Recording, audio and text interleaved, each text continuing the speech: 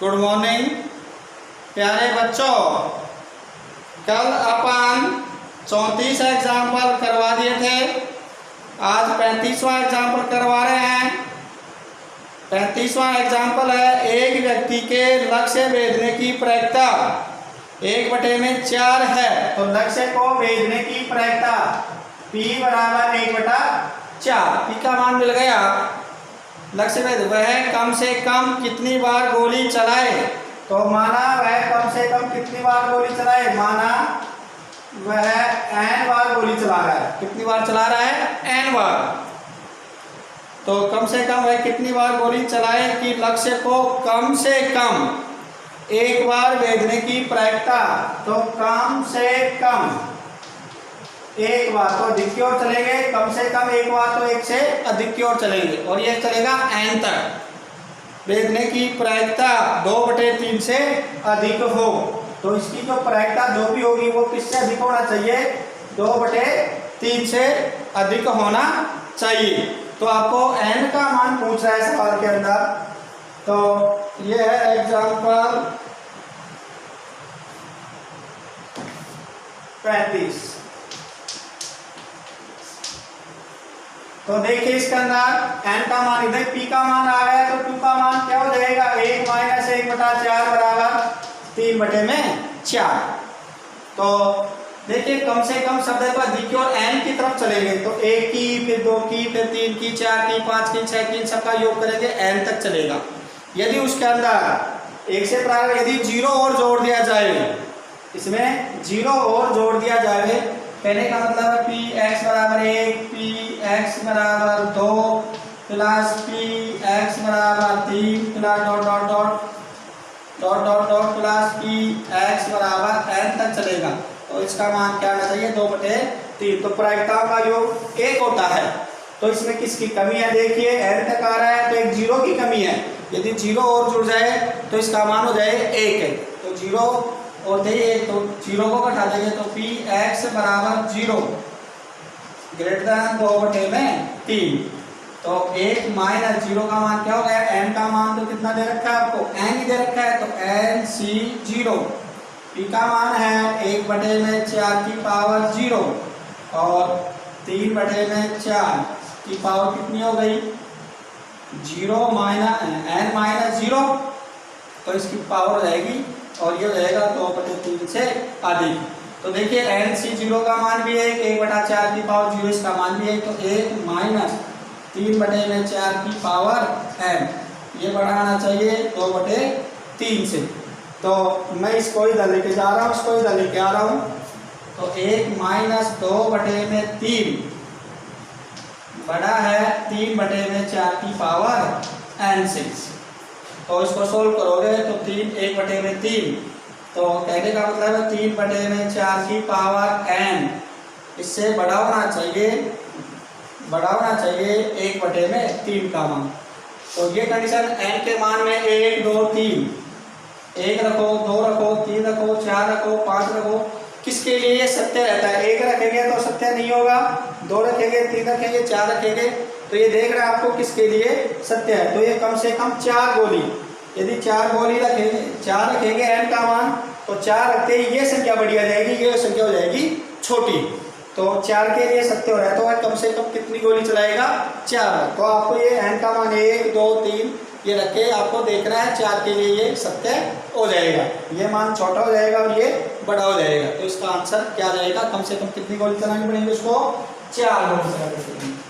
इसके बाद अगला एग्जाम्पल है 36वां।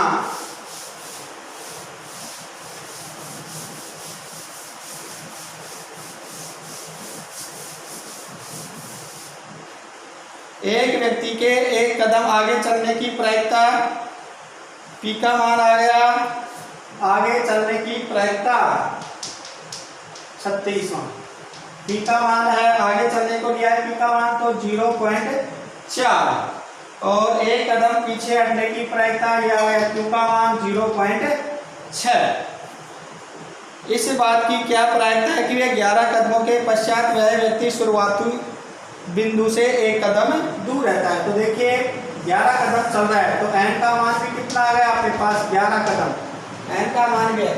r का मान देखिए क्या होगा, 11 कदम है, 1 2 3 4 5 6 7 8 9 10 और ये 11 कदम हो गए।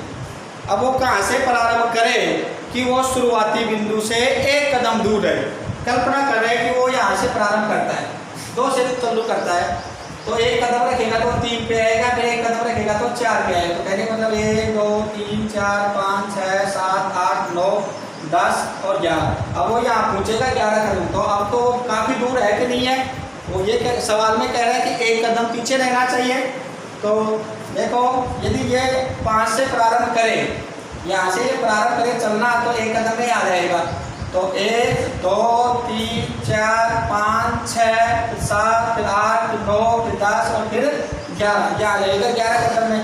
तो देखो शुरुआती बिंदु से एक कदम पीछे है कि नहीं है, तो या तो वो 5 से चले, इसी प्रकार 6 से देखो, यदि वो 6 से चलता है तो 1 2 3 4 5 6 7 8 9 10 11, तो वो यहाँ पहुँच जाएगा। तो देखो शुरुआती बिंदु से भी एक कदम दूर है कि नहीं है, तो कहने का मतलब है एक कदम पीछे या एक कदम आगे। तो कहने का मतलब एक कदम रहे उनसे, तो या तो वो 5 से चलेगा या फिर वो 6 से चलेगा।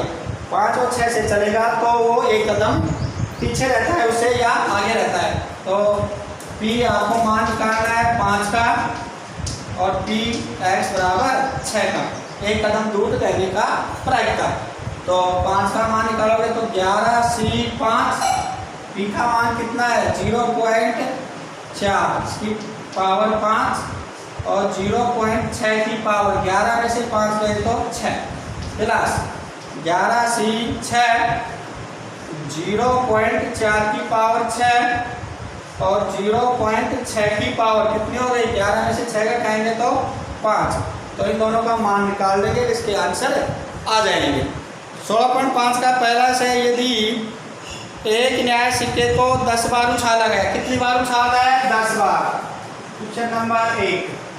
तो n का मान तो आ गया 10, एक सिक्के को कितनी बार उछाल रहा है वो 10 बार, तो n का मान आ गया। तो निम्न की प्रायिकता क्या देता है 6 चित, कम से कम 6 चित, अधिकतम 6 चित। तो चित आने की पूछ रहा है, तो चित आने को अपन P लेंगे, जिसकी भी प्रायिकता पूछेगा वो P मानेंगे अपन। तो चित आने की प्रायिकता क्या हो गई 1/2, एक सिक्के पर चित आने की। तो P का मान 1/2 और Q का मान चित न आने की प्रायिकता भी 1/2, कहने का मतलब पटाने की प्रायिकता भी 1/2।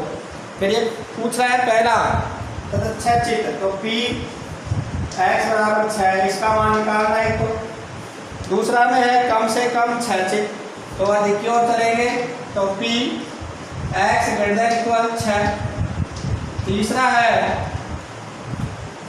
है अधिकतम 6 चित, तो P अधिकतम है तो न्यूनतम की ओर चलेंगे। तो इन तीनों के मान आपको निकालने हैं, तो पहला वाला सवाल हो जाएगा। दूसरा क्या कह रहा है, एक कलश में,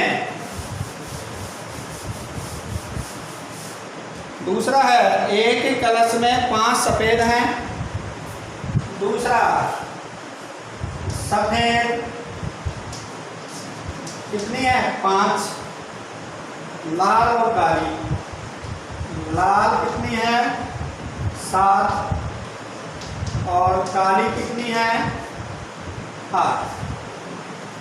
यदि 4 गेंद एक एक करके प्रतिस्थापन सहित, ये प्रतिस्थापन लग गया इसमें, यदि प्रतिस्थापन नहीं होता तो ये फॉर्मूला नहीं लगता एनसीआर वाला, प्रतिस्थापन सहित निकाला जाता है। तो इस बात की क्या प्रायिकता कि सभी गेंद सफ़ेद हो, सफ़ेद नहीं हो, सफ़ेद हो, सफ़ेद, तो सफ़ेद होने की पूछ रहा है ये। तो देखिए कितने गेंद निकाल रहा है वो, यदि वो 4 गेंद निकाल रहा है तो n का मान तो कितना हो गया 4, ये तो आ गया n का मान। अब सफ़ेद गेंद होने की प्रायिकता, तो इनका टोटल देखिए कितना हो गया 7 और 8 15 और 5 20, तो इनका टोटल तो हो गया 20, कुल गेंदों की संख्या 20। तो सफ़ेद गेंद होने की जिसकी प्रायिकता पूछेगा उसको P मानेंगे। तो यहाँ सफ़ेद होने को पूछ रहा है, तो सफ़ेद सफेद गेंद होने की प्रायिकता, इसको लेंगे पीछे। तो सफेद गेंद कितनी है अपने पास? 5, तो 5। टोटल गेंद कितनी है? 20, तो 20, तो 1/4। तो सफेद गेंद न होने की, सफेद गेंद न होने की प्रायिकता, तो क्यू बराबर 1 - 1/4 बराबर 3/4। तो पी का मान आपके पास है, क्यू का मान आपके पास है, एन का मान आपके पास है। अब किस किस का मान पूछ रहा है? सभी सफेद गेंद हो, तो पहला पूछ रहा है सभी, तो पी एक्स बराबर सभी कितनी निकाल रहा है वो? 4, तो एक्स का मान आ गया 4। तो यहाँ मान रख देंगे अपन 4C4, 1/4 और 3/4 की पावर कितनी होगी? 0। इसी तरह दूसरा है, तो दूसरे में क्या कह रहा है ये? दूसरा है केवल 3 गेंद हो, तो केवल 3 गेंद सफेद हो, तो x बराबर 3 का मान निकाल लेंगे। मान रख देंगे 4C3, 1/4 की पावर 3 और 3/4 की पावर 1। तीसरा कह रहा है ये कोई भी सफेद गेंद नहीं हो, तो कोई भी नहीं है तो p x बराबर 0 का मान निकाल लेंगे। चौथा है कम से कम 3 सफेद गेंद होने की, तो चौथे में आपको निकालना है कम से कम, अधिक की ओर चलेंगे तो कम से कम 3 गेंद सफेद होने की हो, तो अधिक की ओर चलेंगे। तो इन सब के आपको मान निकालने हैं और चारों के आपके आंसर आ जाएंगे।